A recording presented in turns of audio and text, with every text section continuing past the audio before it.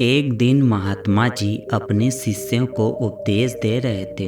उसी समय उनके पास एक सुंदर युवक आया। उसने हाथ जोड़कर महात्मा जी को प्रणाम किया और फिर उनसे कहा, भगवान, संसार से मेरा मन उब गया है। लोग जिसे सुख कहते हैं उसे मैं दुख समझता हूँ। राजपाट, धन दौलत, ये सब जंजाल ही तो हैं।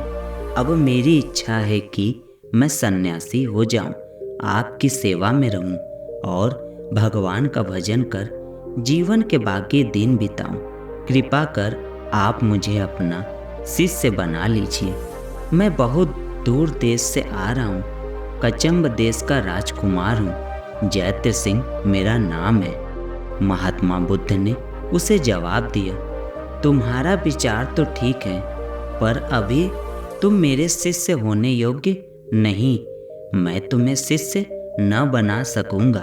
इस पर जैत्र सिंह ने घबराकर उनसे पूछा, भगवान, यह आप क्या कहते हैं? मैं बड़ी आशा से आपकी सेवा में आया हूँ। मुझे निराश न कीजिए। बतलाइए मुझे क्या करना पड़ेगा जिससे मैं आपका शिष्य हो सकूं। महात्मा जी मुस्कुराकर बोले, अच्छा सुनो, सन्यासी बनकर सुखी होने के लिए आदमी में ऊंचे गुण चाहिए। ईर्ष्या, बुराई और घृणा से बचना चाहिए। देखो, तुम्हारे पिता के दरबार में तुम्हारा एक मित्र था। दरबार में एक आदमी आया और वह तुम्हारे मित्र से मेल जोल बढ़ाने लगा। तुम यह बात बर्दाश्त न कर सके।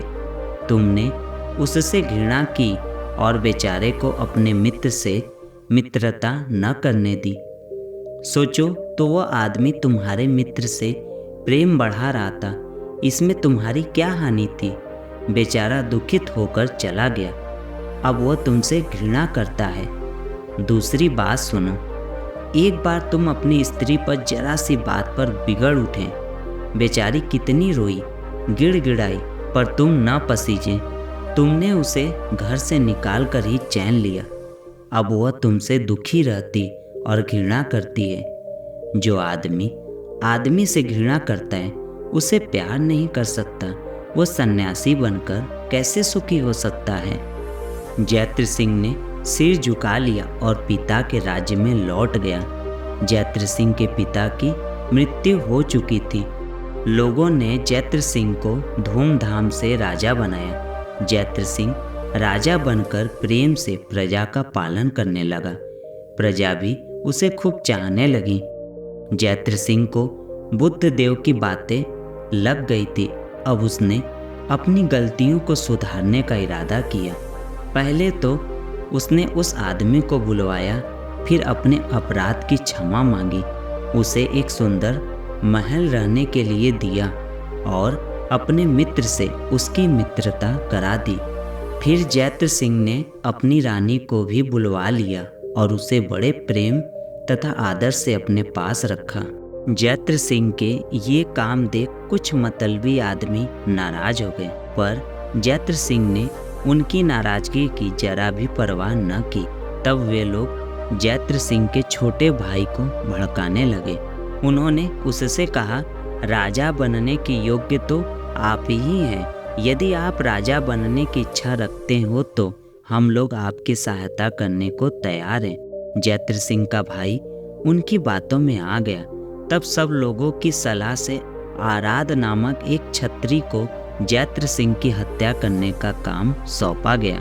जैत्र सिंह को भी यह हाल मालूम हो गया, पर वह न तो डरा ही और न उसने अपनी रक्षा का ही कुछ प्रबंध किया। एक दिन जैत्र सिंह ने देखा कि एक आदमी नंगी तलवार लिए महल में आ रहा है। उसे देखते ही जैत्र सिंह सावधान हो गया। हत्यारे ने झपटकर राजा पर वार किया, पर इसी समय राजा के उसी मित्र तथा दूसरे मित्रों ने बिजली के समान लपककर हत्यारे को पकड़ लिया। राजा साफ बच गया। जैत्र सिंह ने हत्यारे से पूछा, आराध, मैंने तुम्हारा क्या नुकसान किया है? तुम मुझे क्यों मारना चाहते हो? आराध ने जवाब दिया, आप बुरे लोगों से प्रेम करते हैं। आपसे मेरी ही नहीं राज्य भर की हंसी हो रही है। जैत्र सिंह समझ गया कि हत्यारा अज्ञानी है, इस पर तो दया करनी चाहिए। तब जैत्र सिंह ने सब लोगों से कहा कि आप लोग इसे छोड़कर बाहर चले जाइए। उन लोगों ने वैसा ही किया। तब जैत्र सिंह ने आराध से कहा, आराध, तुम मेरे भाई हो, हम तुम एक ही हैं। तुम्हारे अपराध पर मुझे कोई रंज नहीं, बोलो क्या चाहते हो। यह सुनकर आराध रोने लगा और राजा के पैरों पर गिरकर बोला, महाराज, मैं पापी हूँ, मेरा अपराध क्षमा कीजिए। जैत्र सिंह ने उसे उठाकर गले से लगा लिया। यदि जैत्र सिंह ने आराध पर नाराजगी और घृणा की होती तो वह अपनी करनी पर इस प्रकार दुखी न होता, उल्टा वह हमेशा के लिए राजा का शत्रु बन बैठता। घृणा का व्यवहार ही बुरा होता है, उससे कब कौन सुखी हुआ। उसी दिन जैत्र सिंह ने राज्य छोड़कर बुद्ध देव की शरण ले ली। हमारा हृदय जैसा होता है हमें वैसी ही दुनिया दिखाई देती है। अगर हमारा हृदय निर्मल होगा तो हमें दुनिया भी साफ सुथरी दिखाई देगी। यदि हमारे हृदय में थोड़ी सी भी घृणा होगी तो हमें दुनिया बेकार और गंदी दिखाई देने लगेगी। दुर्भाग्यपूर्ण यह है कि हम अपने हृदय में घृणा पालकर बेहतर समाज बनाने का सपना देखने लगते हैं। यह एक अजीब विरोधाभास है कि हमारे दिल में घृणा विद्यमान रहती है और हम अन्य लोगों से यह अपेक्षा करते हैं कि उनका दिल साफ सुथरा हो। जिस तरह हमारे हृदय में घृणा का कुछ अंश मौजूद रहता है, उसी तरह दूसरे लोगों के हृदय में भी घृणा का कुछ अंश मौजूद रहता है। ऊपरी तौर पर हम साफ सुथरे दिखाई देते रहते हैं, लेकिन हमारे अंदर घृणा का तत्व बढ़ता रहता है। दूसरी जाति और धर्म के प्रति हमारी यह घृणा अक्सर दिखाई देती रहती है। विडंबना यह है कि हम इस घृणा को खत्म करने का कोई प्रयास नहीं करते। सच तो यह है कि हम घृणा को बढ़ाने के मौके ढूंढते रहते हैं। जब भी हमें कोई ऐसा मौका मिलता है, हम बेहिचक अपनी घृणा बढ़ाकर ही तृप्त होते हैं। अपनी घृणा बढ़ाकर हम तात्कालिक रूप से तो तृप्त हो जाते हैं, लेकिन घृणा के लिए एक नया रास्ता तैयार कर देते हैं। यह आश्चर्यजनक है कि हम पूजा पाठ करते हैं और तिलक लगाते हैं, ईश्वर का आशीर्वाद पाने की पूरी कोशिश करते हैं। ईश्वर के माध्यम से इन सभी प्रक्रियाओं में हमारा सारा ध्यान स्वयं पर ही केंद्रित रहता है, यानी हमारी कोशिश और अपेक्षा रहती है कि ईश्वर अपना सारा आशीर्वाद सिर्फ हमें या हमारे परिवार को प्रदान कर दे। कुछ अपवादों को छोड़कर प्रायः हम यह प्रार्थना कभी नहीं करते हैं कि यह आशीर्वाद दूसरे लोगों या दूसरे परिवारों को भी मिल जाए। प्रायः हमारी प्रार्थना में समस्त जगत के कल्याण का भाव निहित नहीं रहता है, बल्कि सिर्फ अपने कल्याण का भाव निहित रहता है। इससे सिद्ध होता है कि हमारी प्रार्थना और पूजा में कितना बड़ा स्वार्थ छिपा हुआ है।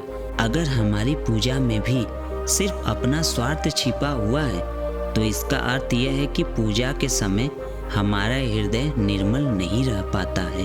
पूजा के दौरान भी हमारे हृदय में घृणा का कुछ अंश मौजूद रहता है। हमारी पूजा और प्रार्थना ऐसी होनी चाहिए कि जिसमें समाज और समस्त जगत के कल्याण का भाव निहित हो। अगर हमारे दिल में सिर्फ अपने कल्याण का भाव है तो इसका अर्थ यह है कि हम अपने दिल से घृणा का भाव समाप्त नहीं कर पाए। सच्चे मन से तभी पूजा की जा सकती है कि जब हमारा हृदय पवित्र हो, यानी हृदय में लेस मात्र भी घृणा न हो। जब हम पूजा के समय भी पवित्र नहीं रह पाते हैं तो साधारण समय में पवित्र कैसे रह सकते हैं। दरअसल पूजा या प्रार्थना का सच्चा अर्थ और उद्देश्य स्वयं को निर्मल भाव से समर्पित कर देना भी है। लेकिन क्या हम ऐसा कर पाते हैं? दिल में किसी भी तरह की घृणा लिए निर्मल भाव से समर्पण नहीं हो सकता। अपने दिल से हर तरह की घृणा बाहर निकाल कर ही हम सच्चे अर्थों में निर्मल हो सकते हैं। यह निर्मलता हमारे अंतर को तो प्रकाशित करती ही है, हमारे बाहरी व्यक्तित्व को भी प्रकाशित करती है। इसके विपरीत घृणा हमारे अंतर को जलाती रहती है। हम एक ऐसी आग में जलते रहते हैं जिससे अंततः हमें ही झुलसना होता है। इसका असर हमारे बाहरी व्यक्तित्व पर भी पड़ता है। दिल में घृणा लिए इंसान का चेहरा अलग ही दिखाई देता है, क्योंकि घृणा के भाव चेहरे पर भी आ जाते हैं। प्रायः किसी भी इंसान के हाव भाव देखकर घृणा का अंदाजा लगाया जा सकता है। ज्यों-ज्यों हमारी घृणा बढ़ती है, त्यों-त्यों हम अपना सुख चैन स्वयं ही छीन लेते हैं। इस तरह चतुर बनने के चक्कर में हम मूर्ख बन जाते हैं, लेकिन अपनी मूर्खता स्वीकार नहीं करते हैं। जब हम घृणा करते हैं तो अपनी सारी शक्ति घृणा बढ़ाने में लगा देते हैं, जबकि हमें अपनी शक्ति घृणा दूर करने में लगानी चाहिए।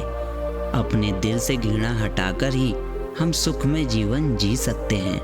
दोस्तों, आज की यह कहानी आपको कैसी लगी, कृपया मुझे कमेंट करके ज़रूर बताएं।